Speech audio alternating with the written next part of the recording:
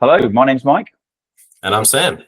And we are the co-founders of On Target. And for the next few minutes, we're going to talk to you about an accident report involving an American fighter jet that crashed a few years ago. And importantly, we're going to try and dig into some of the lessons from that report and how they can apply to business.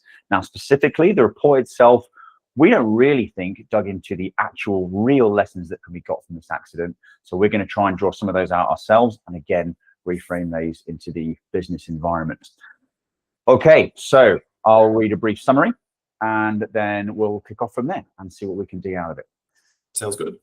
The accident occurred on May the 15th, 2023, so just over 2 years ago, and it's a routine training sortie out of an airfield called Kingsley Field somewhere in America.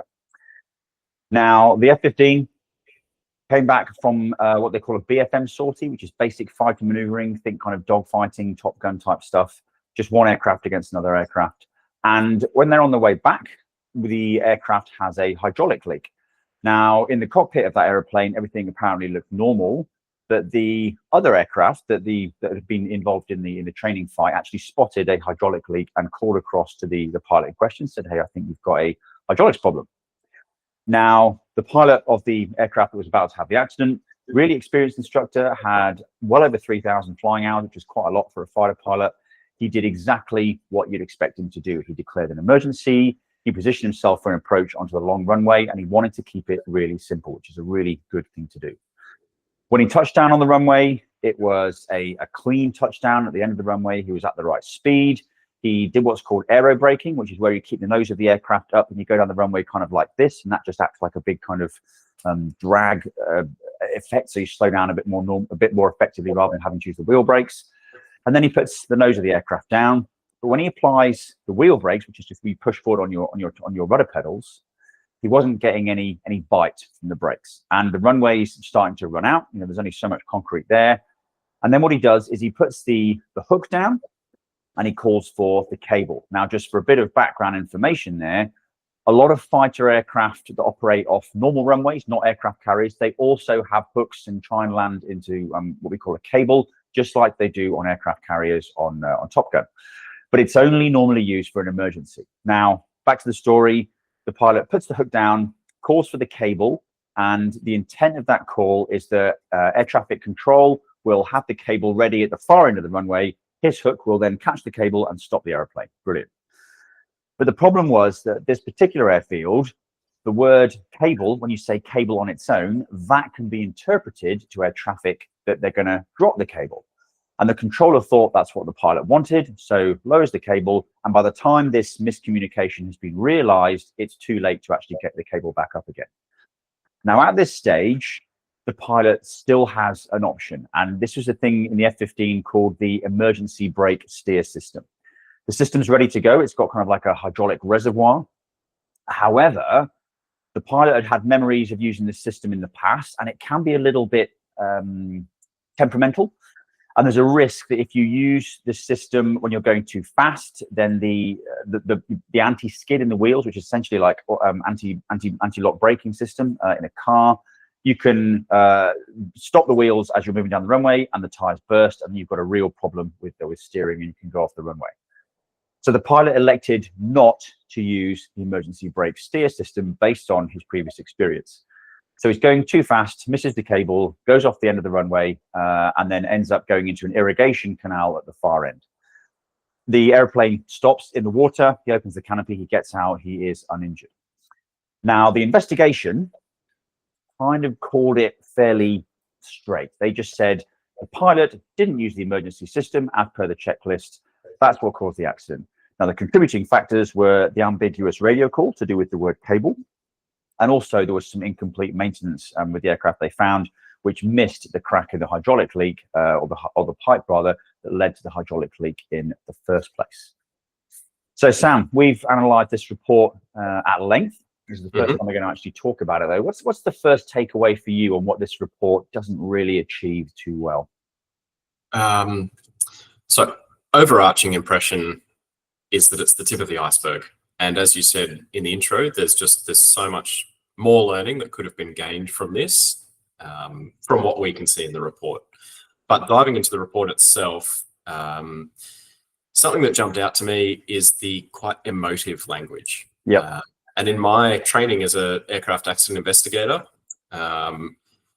we were told time and time again that in your report writing, you want it to be very factual and remove emotion and jumping to conclusions essentially with your words. And so what I'm talking about here is specifically the use of the phrase failed to, which we see time and time again in aviation reports and in a lot of retrospectives and similar equivalents in the business world.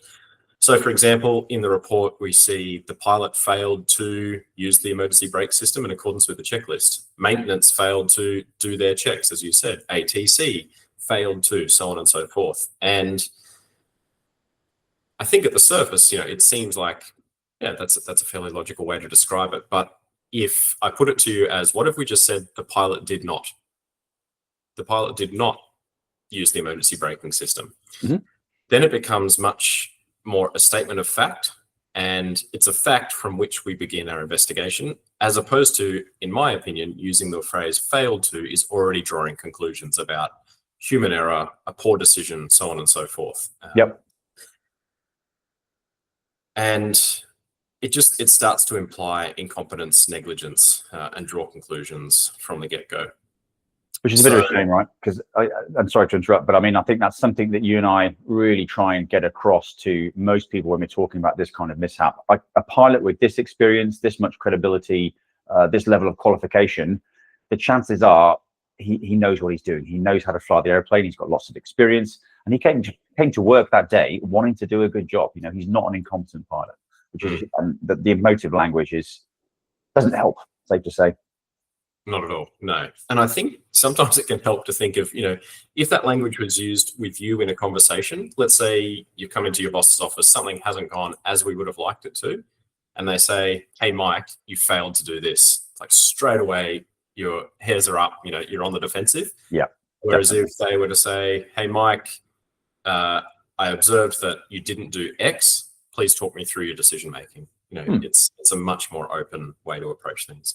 Yeah. So that was something that jumped out immediately to me. Cool. All right. Totally agree with that. Emotive language is a real problem. And as soon as you start any, the conversation that you just talked about there, where I get into my boss's office and Mike, you failed to do something, it's really hard to claw it back from that. Once that emotive language is out there, then the defensive barriers are up, and to try and break those down is tough. It's a real challenge. Yeah, absolutely. What about yourself? What jumped out?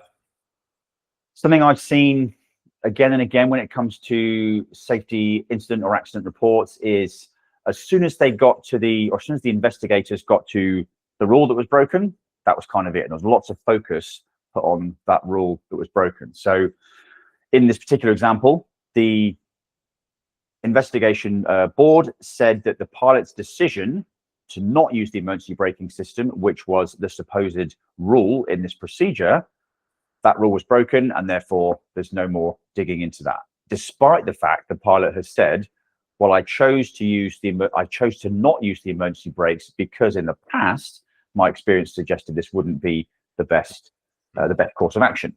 And for me, rather than just the investigation stopping at the rule was broken, it would have been much more effective if they'd have asked some questions like, right, okay, well, tell us more about the experiences that have led you to make this decision to not use the emergency brakes. Other pilots in the F-15 community, what do you guys think? Let's take a poll. Let's see what other people think out there. Are the procedures right? Are the procedures wrong? Do we issue enough guidance for when people should be using the emergency brakes? Can we do more simulator training? Can we apply some more limits or lines in the sand, such as if you've got 3,000 foot of runway left and 100 knots, that is enough time to deploy or activate the emergency brakes and gently slow down in time before you say stop at the end of the runway? Or do you have to apply full power and take off again and try again? These kind of things that can actually be gotten out of it. That would just be so much more useful than you broke the rules, that's it, case closed. It's not that the pilot got it wrong. Like we talked about a couple of minutes ago, he came to work wanting to do a good job that day. The system that he's operating in, for whatever reason, hadn't given him the tools, the clarity, the practice, the experience to actually make what the board thought was the right decision. So There's lots more things to dig into. There's lots more conversations to have, thoughts to gather, to actually go beyond just the rules are broken. That was it. Case closed. Yeah. And can I jump on something there? Sure. Building on your point of, everyone comes to work to do a good job, and that's our baseline assumption. Is also the other kind of baseline assumption that I approached investigations with, that if now the individual in this case knows that the outcome was suboptimal or poor, they probably wouldn't do the same thing again if they knew that it would lead to a bad outcome. And it's that hindsight bias, right? But we see in this report that that's exactly what happened. And the other element to this that's really interesting in the report is that the investigator has then seemingly gone and jumped in the simulator, put themselves in very similar, equivalent conditions, and gone, well, actually, you could have stopped if you used the emergency brakes. And it reads like a big "I told you so" slap on the hand. Like, it feels immature to me. If, as you say, it then went on to, okay, we know that it would have been a reasonable action with the benefit of hindsight. And then I think that is a stepping stone to the next level that you took it. But from what we can see in the report, it stops there, slaps him on the hand, says, "You're an idiot, we could have done better," and moves on. So a single person learns a lesson instead of a community or an organization. Yeah, quite. And that's quite common. It's as soon as you punish the individual, you can just wipe your hands of it. Brilliant, we solved the problem, moving on. It feels good, but in reality, you haven't really fixed a systemic problem here. You've just taught an individual a lesson, or actually have you? Cool. What's next? What else popped out of the report for you? I think the other point worth digging into is ambiguous communication. So you alluded to it at the start, where the pilot has landed. He realizes that he's going to need the arrestor hook at the end of the runway to stop, and he calls cable. Now, the air traffic controller thinks that he's calling for the cable to be lowered such that he can drive over it, essentially. When in fact, that's obviously not what he wants. And there's a bit of a back and forth caused by that confusion, I suppose. And the end state is that he misses the cable because it's not up and runs into the ditch, as we saw. So you've got an entire risk control that's been, as literally as you can get, removed from the sequence of events. So I think, again, the investigation does a great job of identifying what happened. And then it's like, okay, what next? Like, I've opened a book and all the back pages are out. Like, where does the story go from here? And yes, it was a miscommunication, but what is absent, in my opinion, from the report is then like, okay, well, I mean, something that jumps out to me is, why is there a procedure for the cable or communication standards for the cable that are different at one airfield to another? Like, maybe we can standardize that across the Air Force, if not, the US military, or change the comm. Yeah, I think there are lessons to be learned there. But from my memory of the report, there is no systemic kind of recommendation made out of that. No, I totally agree. And that's my recollection as well. I haven't got the report in front of me, but that's the key point. There's miscommunication. So what? Nobody knows. Brilliant. And this reminds me, the instant one, which I often refer to when any kind of miscommunication thing comes up, is one of the biggest lessons that came out of the Tenerife air disaster in 1977, which, for anybody watching or listening, is still the worst aviation accident in history. 583 people died, I think, when two 747s collided in Tenerife. And one of the key reasons that accident happened was because up until and including that accident, the word takeoff could be used for your cleared takeoff or your not cleared takeoff. And the problem was, air traffic control had said you're not cleared takeoff. The radio transmissions were garbled, they were clipped, and one of the 747s was just desperate to get airborne for lots of reasons, which I won't go into on this video. So they heard the word takeoff, thought that meant good, you cleared the takeoff, and so off they went, full power down the runway, and they're in fog, and then this other 747 appears out of the fog, and bang, accident, everybody died. Absolutely horrendous. The great thing with this accident, though, or that came out of this accident, if you can have something great come out of an accident that's severe, is that they realized this ambiguity in the communication. And ever since then, and you and I are obviously completely used to this, having flown airplanes for for quite a few years now, is that you only hear the word takeoff in the positive sense. So you're taxiing down the taxiway, you get to the end of the runway, and you say to air traffic, ready for departure. And they'll either say hold position, or cleared takeoff. And you only hear takeoff when you are cleared for takeoff. And you think that kind of lesson there, when something that severe happens, they take it quite seriously. And yes, okay, in this particular case, nobody died, but the airplane is still, well over 30 million US dollars. Those things are quite expensive. Yeah. Couldn't we come up with something along the lines of, if you hear the word cable, that's only in the positive sense. You only have the cable up. And when you want the cable lowered, come up with something different, just lower, for example, or whatever. But something like that could really be dug into to try and get rid of that ambiguity, such that something like this doesn't happen again. So that's a real, it's a real thing that I think was missed with this particular report. Yeah, totally.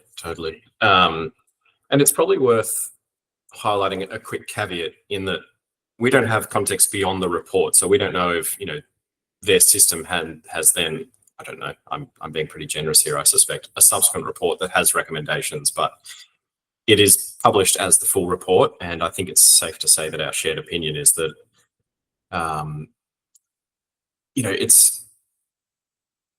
there's just so much learning left on the table from this report. Yeah. And to follow on from that, there's so much risk therefore left on the table, I think. Yeah. There's really nothing jumping out at me that is really going to systemically prevent this or an equivalent mistake occurring again. Or sorry, not mistake, event. But having said all that, sorry, did you want to say something there? No, I was just going to back you up. There's lots of what happened. There's lots of the pilot failed to, maintenance failed to, air traffic failed to. There's relatively little, if any, why that happened and what we're going to do about it, what we're going to change in the system to try and stop this happening again. That's all I was going to say. Yeah, awesome. So maybe now we can have a look at what people in business, in the commercial world, or outside of the immediate application in aviation, can learn from both those three specific kind of observations we touched on, but then the investigative process more broadly that we've spoken about throughout. Yeah, okay. Well, let's go through some lessons of business then. So the first one you talked about was the failed to language. So how would you translate those points from the report into the business world? Yeah, so I think it's a classic thing of thinking about prior, and let's stick with the example of bringing someone in or debriefing an event that hasn't gone to plan with your staff or your team or whatever. And it's just being careful with the language that you use, really, and maybe even try it on yourself, the phrasing you're using. And if you're using something like failed to or something equally emotive, just really take the emotion out of it and make it factual. And that's, I think, what creates the foundation for a really constructive discussion about what happened and why, is starting with literally what happened. Chris, the email wasn't sent on time. Can you tell me why that was the case? Or even better, with that example, not why was that the case, but what made it difficult for you to send that on time, for example. Phrasing really creates an expectation of the system, again, with those of the system for some reason limiting what occurred, with those assumptions that we touched on before, that 99.99% of people come to work wanting to do the right thing and do a good job. Yep. If they knew the outcome was going to occur poorly based on that action, they'd probably do it differently next time. Yeah, any additional thoughts from yourself? I guess something that we don't necessarily explicitly say with a lot of this is the report, and a lot of conversations along these lines will focus on, why did you fail to do that? Why didn't you do that? What was the reasons for you not doing something? Whereas what we should actually perhaps focus on is, well, if they didn't do X, then they probably did Y, and they would have had reasons to do Y. So therefore, what made you choose that course of action? What made you go with that plan? Because then you can dig into, okay, well, you may have had some incorrect information, invalid assumptions, missing information, etc., because they made a choice rather than actively not made a choice. You see the sort of difference? And I think that's worth it's worth digging into that kind of theme in the conversation to find out why somebody did what they did rather than why they didn't do what they didn't do, if that makes sense. Totally, yeah. Otherwise known, I believe, as local rationality. What they did made sense to them at the time. Yeah, local rationality, something we often forget, especially with hindsight bias, like we talked about. But yeah, a really powerful method to try and figure out why somebody did what they did at the time, because it probably made sense to them for whatever reason. One final thing I'll touch on, and I'll resist the temptation to go down the rabbit warren here, but coming back to that example of, being in an after a debrief with your team, or talking to someone about, performance report, for example, starting with an example from you as the leader of something that you didn't do well in that project or something you would do differently next time really sets the example that, okay, we're not looking to blame and poke here. We're looking to learn how we can make it better next time. Set the example. And, set the example as a leader. Totally agree. That's a great way of just getting those conversations going, showing that you understand that these things actually happen. Cool. All right. So you'll recall that I talked about the rules, or the rules that were broken, and therefore that's the end of the story. Now, this is something I've seen quite a lot in the military world, in my military world of flying, is you'll often see somebody broke the rules, therefore that's the end of the story. In reality, any rule set that you have, whether it be in military aviation, the corporate world, life in general, the rule book does not fit every single scenario. And rule breaches are often pretty common. They're often quite normal. And it can be a sign of gaps in the system, gaps in the way people interpret the rules, misinterpretation. When anybody creates a rule or a process or a procedure, they're going to have a vision in their mind of the context and what it's all about and what it's supposed to encompass. But in reality, that will not meet every situation. Somebody else may interpret it in a different way. So when we have these situations where a rule is broken, well, okay, let's dig into what made that happen. Because again, people come to work wanting to do a good job. If they break a rule, they're probably doing it because it's normal and everyone's doing it, like a routine violation that we talk about, or they thought it was a better way to get the job done, whatever that may be. So again, start those conversations, find out what made people do what they did, rather than focusing on you deliberately, or accusing somebody rather of deliberately breaking a rule and then stopping there, because there's often a hell of a lot more to it. Yeah. What's next? Sorry. Oh, I just think that, the broad themes continue into that point as well around local rationality and whatnot. Something that we used to practice, and in fact, I was just teaching some of my team in the drone industry some investigation basics recently, and we were telling them about, as part of your investigation, you'll call it fact finding. The initial steps is come in and go, okay, well, the person, let's stick with the example we're using here. The pilot didn't use the emergency brake system. So first thing we do is say, well, is there something that says he should use the emergency brake system in that situation? You go, yes, okay, it's documented. Is it documented clearly, etc.? And then the next step is to go, okay, well, is that how procedure is normally applied? And then is that how the procedure was applied on the day? And then if you can answer yes, no, why, and why not to each of those, then you start to find out what level the learning is going to be at. i.e., if it's the procedure is actually conducted in a different way to which it's documented, then it's probably documented poorly. If the person did it differently on the day than how everyone else normally does it, then you're going to dig into individual factors on the day and so on and so forth. Yes, sorry, digressing there. No, that's good. That's what these discussions are all about. But having some kind of framework there's a great idea, because then you can get through things quite quickly and efficiently, rather than, as we often do, dive down rabbit warrens and spend all the day talking about stuff you shouldn't be talking about. Speaking of which, let's move on to communication. Ambiguous communication. So where you can, I guess the application for business here is standardizing the meaning of things. And there are so many anecdotes that we come across in our workshops with business leaders and teams. Where, everyone's nodding at the end of the meeting, at the project kickoff meeting, thinking we all know what X, Y, and Z means. But, I think X means Y, you think Y means X, and so on and so forth as we step out. So I think actually standardizing communication is not the strongest connection to business learning, but clarity around communication is probably the stronger link, and methods to say at the end of that kickoff meeting or equivalent, or delegating a task to someone, using those tools that we talk about in some of our blog posts and other mediums, such as a check of understanding. So saying, Mike, I want you to go and do this task. It's going, good looks like X, Y, and Z. Here's your boundaries for decision-making and execution. Any questions? Now, again, we can dive into a whole cultural piece here, but Mike's going to shake his head and say, no questions. Thanks, boss. I've got it.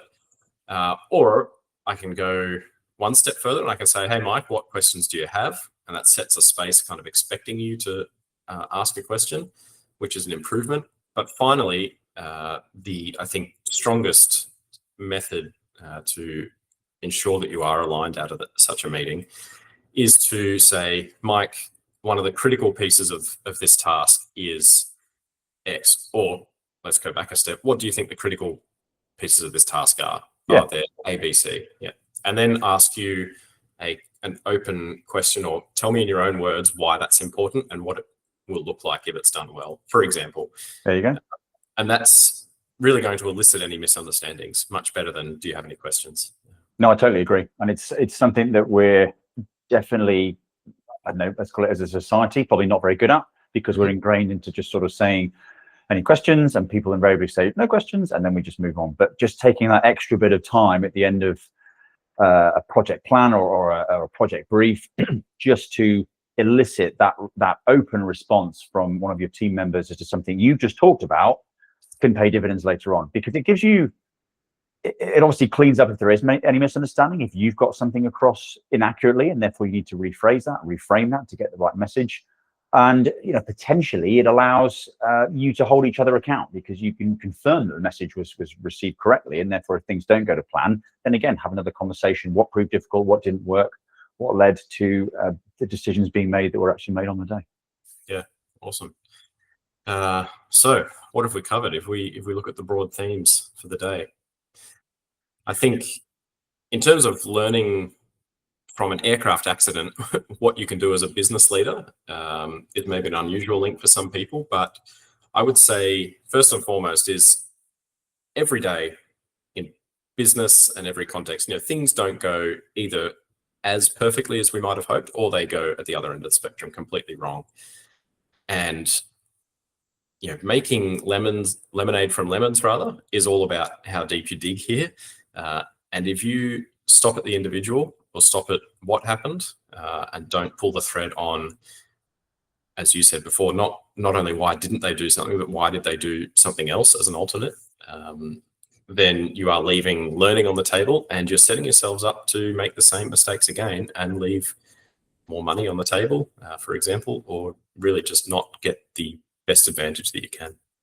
Yeah, potentially. There's potentially, real quite serious consequences, I guess. Maybe not life and death, but something to do with financial implications, which are pretty serious in most businesses for obvious reasons. Yeah, having those debriefs, getting those learning reviews done, making sure that everybody feels comfortable talking, sharing, digging into things is critical for businesses. So hopefully that's the main parallel that they can get across in aircraft incident and accident investigations.